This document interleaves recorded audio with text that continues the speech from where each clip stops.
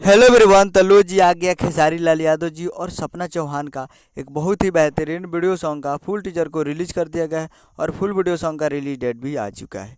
और इस गाने को लिखे हैं अभिषेक भोजपुरिया जी और इसमें म्यूजिक दिए हैं मनु सिन्हा जी और इसे गाए हैं खेसारी लाल यादव जी और शिल्पी राज जी, जो कि आपको स्क्रीन के ऊपर दिखाई दे रहा है। जिस सॉन्ग का टाइटल रखा गया है डाल के चलो, जिसका टाइटल है डाल के चलो। और ऑफिशियल टीजर रिलीज हो चुका है इस गाने का। और वीडियो में खेसारी लाल यादव जी और सपना चौहान जी फिट में है, सपना चौहान जी। तो फुल टीजर आ चुका है और full video song releasing on 15 तारीख को सुबह 6:15 पे फुल वीडियो सॉन्ग को रिलीज किया जाएगा। यानी कल 15 तारीख को सुबह 6:15 पे तैयार रहिएगा blue beat Bhojpuri YouTube channel पे।